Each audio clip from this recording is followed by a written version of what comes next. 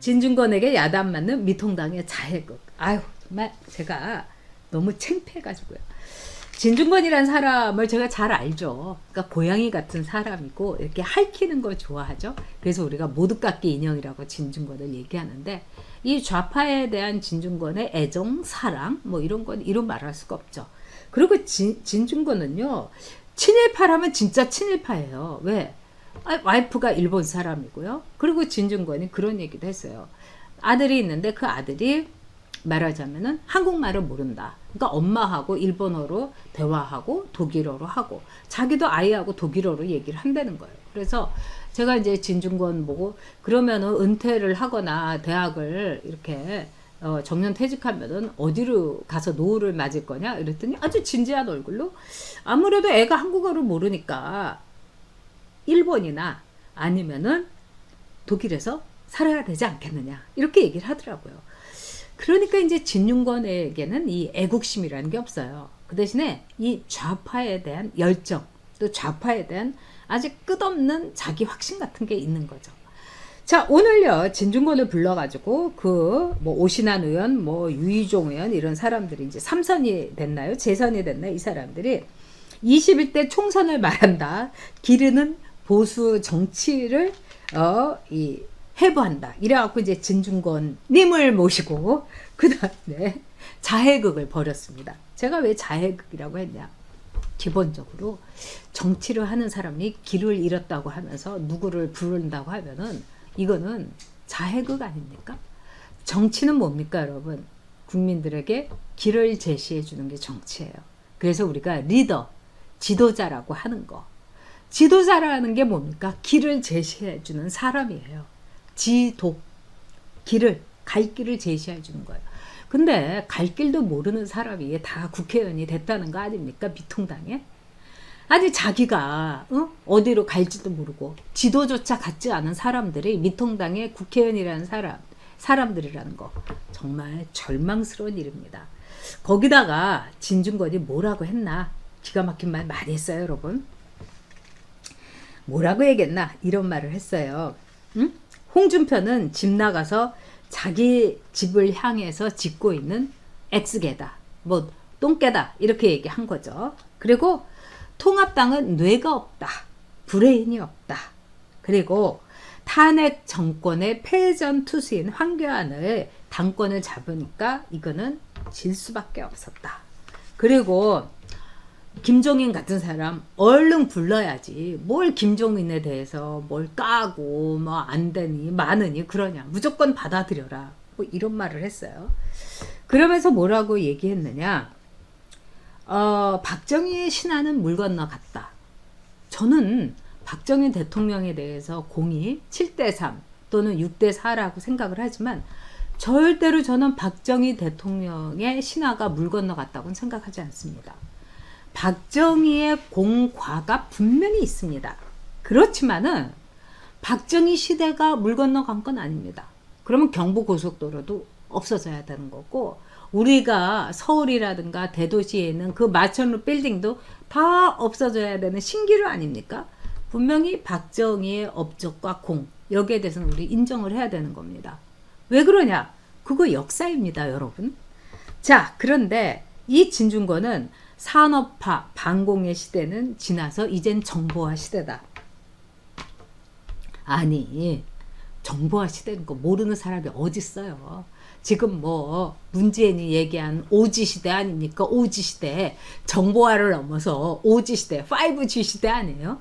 뭐 어디서 이렇게 고리타분한 옛날 얘기 이런 거 탈탈 털면서 거기에 대해서 고개 끄덕이고 있고 막 적자 생존이라고 해갖고 적고 있는 미통당 국회의원들을 보니까 진짜 제가 머리가 뜨겁더라고요. 아, 쟤네들은 진짜 진중권이 말이 맞긴 맞다. 쟤네들은 정말 머리가 없는 애들인가 보다. 제가 이런 생각이 들었습니다. 노 브레인이다. 응? 노 브랜드다. 그러니까 미통당이라는 정당이 진짜 이거 필요한 정당인가? 저는 오늘 그 진중권의 말을 보고 거기에 대해서 그걸 또 적자 생존을 하겠다고 고개를 끄덕거리면서 듣는 사람들을 보고 진짜 놀랐어요. 그러면서 뭐라고 했느냐? 진중권이 이런 말까지 했대요. 당신들이 통합당이 야당 노릇을 하나도 안 해갖고 내가 야당 노릇을 했다. 생색까지 냈어요. 하긴 뭐 100명의 미통당 의원보다 1명의 진중권이 낫다. 우리가 이런 말 했던 건 농담이었죠. 아무리 그래도 진중권한테서 그런 소리 듣고서 정말 자리 덮이고 있어야 되는 미통당 의원들입니까? 이거는 보수의 수치고, 미통당 의원들이 그렇게 망신당하고 그렇게 야단 맞고 자해극 벌이고 이건 좋다 이거예요. 그렇지만은 왜 우리 보수, 왜 우리 우파들까지 이렇게 욕을 보이냐 이겁니다. 용서할 수가 없어요. 저는 용서할 수가 없습니다. 그리고 진중권이 나와서 한 말이 뭐 그렇게 금과 옥저고 모르던 거 해준 게 있습니까? 그리고 길을 헤맨다. 지도도 없는 것들이 어떻게 이 대한민국을 위해서 일을 한다고 저렇게 나올 수가 있는 겁니까? 저는 너무너무 창피하고 진짜 부끄러워가지고 그 기사를 제대로 정말 읽을 수조차가 없었어요. 그리고 이것이 미통당의 현실이구나.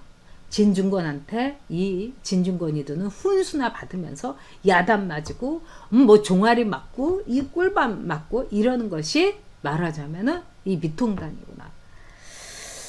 어떻게 하면 좋겠습니까, 여러분? 진짜 이거 미통당 우리가 이거 고쳐서 뭐 세탁을 해가지고 뭐 쓸 수 있을까요? 저는 그동안에 미통당에 대해서, 자유한국당에 대해서 제가 무슨 문제를 지적하면 왜 내부 총질을 하느냐 막 이런 얘기가 있었는데, 여러분 저는요 이제 좀 다시 우리가 생각을 해봐야 될 것 같습니다. 왜? 우리가 원하는 거는 정권 교체 아닙니까? 그러면 정권 교체를 해줄 수 있는 그런 이 정당이 필요한 거죠. 이렇다면은 차라리 진짜 가세연에서 뭐 정당을 만난다는데 가세연이 나은 거 아니에요? 지금 가세연이 부정선거에 대해서 막 이리 뛰고 저리 뛰고 막 이러는 걸 보면은 차라리 가세연에서 만든 정당을 우리가 하든지 이렇게 해야지, 진짜 미통당을 갖고 우리가 뭘 고쳐서 쓰냐 이런 생각이 듭니다. 네, 진짜 창피하고, 네, 하바나님 중건씨 많이 컸어요. 저도 그렇게 생각을 합니다. 페이커 돌린 미통당 상황 판단이 안 되는 것. 프리정님께서도 영웅은 사람이 만든다는 건데 우리는 왜 박정희 같은 영웅을 짓밟는 건가? 진짜 옳은 말씀입니다.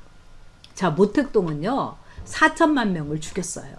그런데도 중국은 모택동에 대해서 말하자면은 부관 참시하지 않고 인민에게 복무하라, 이런 모택동의 표가, 모택동의 그 모택동 채로 쓴 글들이 그냥 중국 천지에 가도 다 걸려 있습니다. 근데 박정희 쓴 현판 다 내리고 청남대에 있는 노태우와 전두환 이 대통령 동상 다 뭐 없애고, 저는 그렇게 생각해요. 전두환 대통령에 대해서, 물론 전두환 대통령 저도 굉장히 증오도 하고 싫어한 적도 있지만, 전두환 대통령이 상당히 어떻게 보면 그 당시에 경제 문제에 대해서는 김재익이라든가 정말 인재들을 모아갖고 딱 이렇게 맡겨가지고 그 당시에는 우리가 달러가 넘쳤어요. 그래서 전두환 정권이 7년 동안 유지될 수 있었던 것, 너무너무 경제가 좋았던 거예요. 그 당시에 또 세계 경제가 좋았냐? 그렇지도 않았어요. 근데 정말 모든 걸 맡기고 전문가들한테 맡기고 나름대로의 리더십을 세운 거예요. 그 다음에 저는 특히 노태우 대통령에 대해서는 나름 평가를 크게 해줘야 된다고 생각합니다. 이 소프트 랜딩도 했을 뿐만 아니라 노태우 대통령이 북방 외교를 통해 가지고 우리나라에 정말 소련하고도 그렇고 중국하고도 그렇고 커다란 이 아시아에서의 우리가 무역이고 뭐 수출이고 이렇게 뻗어나갈 길을 만들어 준 거예요. 그래서 대한민국에 말하자면은 이 정말 이 프론티어를 우리가 다 넓히는 그런 역할을 노태우 정권이 했습니다. 그래서 제가 아는 그 50 때, 그러니까 전두환 대통령 때 핵심적인 역할을 했던 분인데, 그분하고 이제 가끔 이제 뭐 진영을 떠나서 이렇게 얘기를 하는데, 우리가 지금 욕을 얻어먹고 죽은 듯이 살고 있는데, 50에 대해서도 60에 대해서도 지금 국민이나 저 이 좌파에 경도된 이 대한민국의 모든 이 정권은 우리를 욕하겠지만 역사는 우리에 대해서 평가해 줄 거라고 생각한다. 이런 말씀을 했어요. 저는 이게 부분적으로 아주 일리가 있다고 생각을 합니다. 자, 그런 점에서 왜 박정희 시대에 대해서 산업화에 눈부신 업적이 있었기 때문에 민주화가 가능했던 겁니다. 그리고 또 노태우 정권에서 여러 가지 말하자면은 김영삼이라든가 또는 김대중이라든가 이런 사람들에게 말하자면은 손을 내밀고 이렇게 해 가지고 일종의 큰 포용은 못했지만은 작은 포용을 통해 가지고 우리나라 민주화의 길을 문을 열어준 것도 있는 거예요.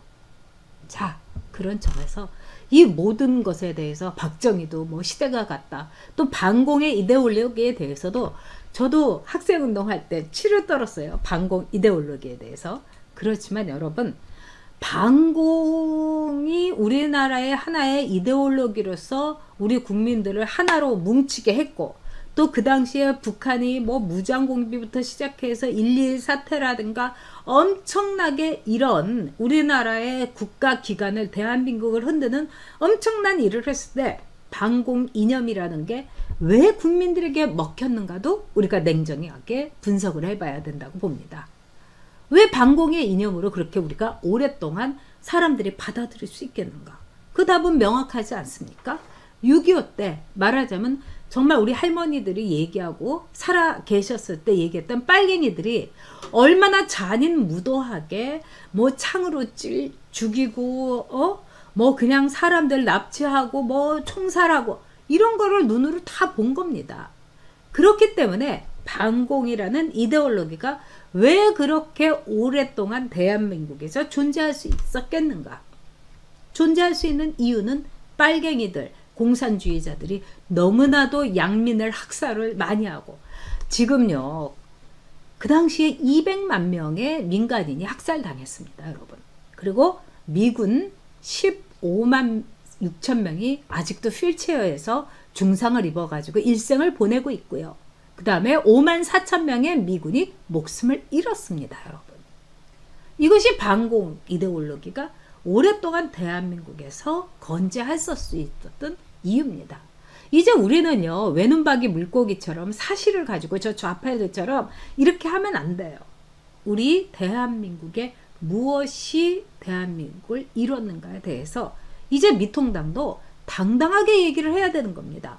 그리고 진중권 같은 좌파한테 구걸하면서 한 말씀 해주세요. 이렇게 하지 말고 자기네들이 그 좋은 대학교 그 간판을 갖고 치열하게 노선 토론, 노선 투쟁을 해가지고서 우파의 길, 보수의 자랑스러운 길에 대해서 지도를 만들고 제시를 해야 되는 거예요.